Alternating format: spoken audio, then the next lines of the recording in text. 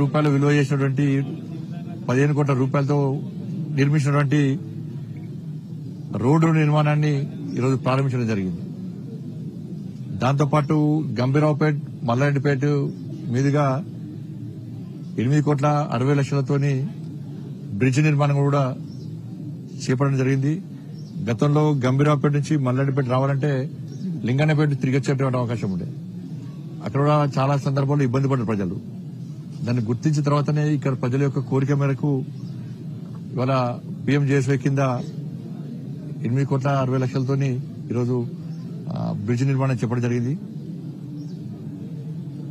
దాదాపు 23-24 కోట్ల రూపాయలతోని ఈరోజు ఈ మండలంలో అభివృద్ది కార్యక్రమాలను కేంద్ర ప్రభుత్వ నిధులతోని చేపట్టడం జరిగింది. రోడ్డేమో సిఆర్ఎఫ్ సెంట్రల్ రోడ్ ఫండ్స్, ఇదేమో పీఎంజేఎస్వై. ఈ రెండు నిధులను కూడా ఈ మండలానికి కేటాయించడం జరిగింది. గతంలో కూడా సిరిసిల్ల నియోజకవర్గానికి కేంద్ర ప్రభుత్వము అనేక నిధులు ఇచ్చింది. కానీ చాలా మంది కూడా వాళ్ళ నిధులుగా చెప్పుకునే ప్రయత్నం చేశారు. ప్రారంభోత్సవాలు కూడా వాళ్ళే చేసేటోళ్ళు, కనీసం మోడీ గారి పేరు ఇక్కడ ఇప్పేటోళ్ళు కాదు. కానీ ఈ తెలంగాణ రాష్ట్ర అభివృద్ధికి వచ్చే నిధులను కూడా కేంద్ర ప్రభుత్వానియే. కానీ రాష్ట్ర ప్రభుత్వానికి కేంద్రం ఎప్పుడు సహకరిస్తున్నది, ఇంకా సహకరించడానికి సిద్దంగా ఉంది. నరేంద్ర మోడీ ప్రభుత్వానికి, ఎన్డీఏ ప్రభుత్వానికి రాజకీయాలు ముఖ్యం కాదు, ఈ దేశ అభివృద్ది ముఖ్యం. ఈ దేశంలో అంతర్భాగమైనటువంటి తెలంగాణ రాష్ట్ర అభివృద్ది కూడా ముఖ్యమే. కానీ దురదృష్టవశాత్తు ఇక్కడ రాజకీయ వైషమ్యాలతోని, రాజకీయ విమర్శలతోని గత ప్రభుత్వం ఏ విధంగా కేంద్ర ప్రభుత్వానికి దూరమై తెలంగాణ రాష్ట్రాన్ని అధోగతి పాలు చేసిందో, ఇప్పుడున్న కాంగ్రెస్ పార్టీ ప్రభుత్వం కూడా కేంద్రం మీద, ప్రధానమంత్రి మీద ఇష్టానుసారంగా వ్యాఖ్యలు చేస్తూ, లేనిపోని విమర్శలు చేస్తూ, రాజకీయ వైషమ్యాలు సృష్టించి అభివృద్దిని జరగకుండా చూసే ప్రయత్నం సాక్షాత్తు రాష్ట్రంలోని తెలంగాణ రాష్ట్ర ప్రభుత్వమే చేస్తా ఉన్నది. ప్రభుత్వం ఏర్పడిన తర్వాత రాజకీయాలు పక్కబెట్టి వాళ్ళని నమ్మి గెలిపించిన ప్రజలకు, నమ్మి ఓట్లేసిన తెలంగాణ రాష్ట్రాన్ని అభివృద్ది చేయడమే లక్ష్యంగా పనిచేయాలి ఏ ప్రభుత్వమైనా కూడా.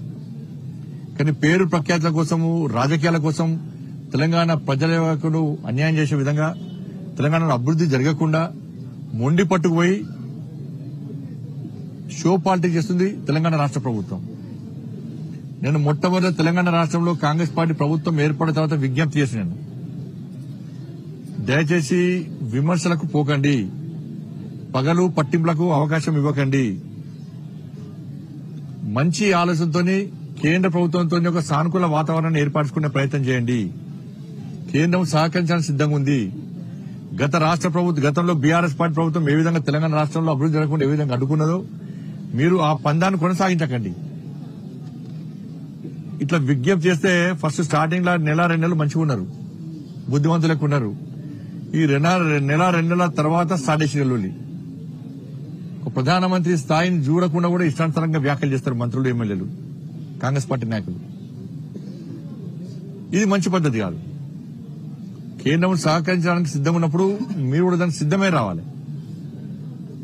గతంలో జరిగిన పొరపాట్లను, గతంలో జరిగిన ఇబ్బందులను ఒక్కసారి మీరు దాని మీద పరిశీలించుకొని ఒక సమీక్ష నిర్వహించుకొని కేంద్ర ప్రభుత్వంతో మొండి పట్టుకుపోయి గొడవలకు పోయేటువంటి విమర్శలకు అతి విమర్శలు చేసే ప్రయత్నం చేయకుండా, విమర్శలు చేయాల్సిందే, రాజకీయ విమర్శలు ఏ పార్టీ అయినా ఏ ప్రభుత్వం అప్పుడు విమర్శలు చేయాల్సిందే.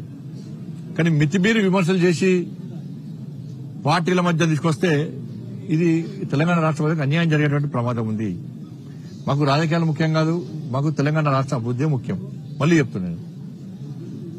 అందుకే నరేంద్ర మోడీ గారి మీద విశ్వాసంతో, నరేంద్ర మోడీ గారి నాయకత్వాన్ని నమ్మి, నరేంద్ర మోడీ గారు ఇచ్చినటువంటి అభివృద్ది మంత్రాన్ని విశ్వసించి మహారాష్ట్ర ప్రజలు ఎన్డీఏ ప్రభుత్వానికి ఇలా పట్టం కట్టారు. కాంగ్రెస్ పార్టీకి ఎన్ని సీట్లు వస్తే ఇప్పటికీ గ్యారెంటీ లేని పరిస్థితి. 220 సీట్లకు పైగా ఇలా భారతీయ జనతా పార్టీ ఎన్డీఏ కూటమి గెలుచుకోబోతున్నది. ఇక్కడ తెలంగాణ రాష్ట్ర ముఖ్యమంత్రి మహారాష్ట్రపై చెప్పని అబద్దం లేదు. ఇక కర్ణాటక ముఖ్యమంత్రిపై చెప్పని అబద్దం లేదు. హిమాచల్ ముఖ్యమంత్రి పోయి చెప్పని అవద్దలేదు. హిమాచల్లో 10 గ్యారెంటీలు, కర్ణాటకలో 5 న్యాయం వేయరు, తెలంగాణలో 6 గ్యారెంటీలను వేయరు. ఇక్కడ పైసలు తీసుకుపోయి అక్కడ యాడ్లు ఇచ్చారు. సిరిసిల్ల నియోజకవర్గానికి పైసలు ఇవ్వమంటే పైసలు లేవు, కానీ పోయి అక్కడ యాడ్లు ఇచ్చారు. తెలంగాణ పైసలు తీసుకుపోయి అక్కడ గతంలో కేసీఆర్ ఏం చేసిండు, తెలంగాణ పైసలు పంజాబ్ లో చెక్కులు ఇచ్చిండు రైతులకు. ఇక్కడ రైతులను ఒక్కొక్క రూపాయి ఇయ్యలే, పోయి రైతు ఒక పంజాబ్ రైతులకు ఇచ్చేసిండు. ఫస్ట్ చెల్లని చెక్కులు ఇచ్చిండు, మళ్ళీ ఏం చేసిండు, మళ్ళీ ప్రేమ తెలియదు అవి. ఆయన కూడా దేశవ్యాప్తంగా యాడ్లు ఇచ్చిండు పైసలు తీసుకుపోయి. ఉన్న పైసలు వాళ్ళ సొంత ప్రచారానికి పెడుతున్నారు తప్ప దాన్ని ప్రజా సంక్షేమానికి మాత్రం ఉపయోగించే ప్రయత్నం చేస్తలేరు. అవి కూడా అబద్దాలు ప్రచారం చేస్తున్నారు. కాబట్టి మహారాష్ట్రలో కాంగ్రెస్ పార్టీ ఓటమికి ప్రధాన కారణం హిమాచల్, కర్ణాటక, తెలంగాణ రాష్ట్రాల్లో కాంగ్రెస్ పార్టీ ప్రభుత్వాలు వైఫల్యం చెందడమే, ఇచ్చిన హామీలు నెరవేర్చకపోవడమే మహారాష్ట్రలో ఐఎన్డీఏ కూటమి ఓటమికి ప్రధాన కారణము. వీళ్ళు 6 గ్యారెంటీలు అమలు చేస్తామని చెప్పన్నారు, కానీ ప్రజలు నమ్మలే. ప్రజలు వాస్తవాలు తెలుసుకున్నారు.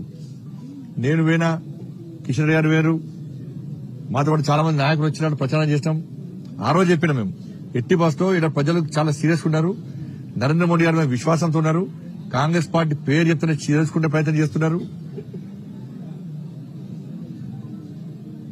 కాబట్టి మహారాష్ట్ర ప్రజలకు కూడా తెలంగాణ రాష్ట్ర ప్రజల తరపున, తెలంగాణ భారతీయ జనతా పార్టీ తరపున ఓటర్ మహాశయులందరూ కూడా హృదయపూర్వక అభినందన తెలియజేస్తున్నాం. కష్టపడి పనిచేసిన ప్రతి కార్యకర్తకు, నాయకుడు కూడా హృదయపూర్వక అభినందన తెలియజేస్తున్నాం. జార్ఖండ్ లో పోటాపోటీ నడుస్తున్నది. మహారాష్ట్ర మాత్రం వారు వన్ సైడ్ లెక్కనే ఇలా భారతీయ జనతా పార్టీ కూటమి, ఎన్డీఏ కూటమి మొత్తం దూసుకోబోతున్నది. ఉత్తరప్రదేశ్ లో కూడా ఇలా భారతీయ జనతా పార్టీ అధిక స్థానాలు పార్లమెంట్, అక్కడ కూడా ఇలా మేమే గెలుస్తున్నాం. ఆడ కూడా బై ఎలక్షన్స్ లో ఇది వాస్తవ పరిస్థితి. అందరికి ధన్యవాదాలు.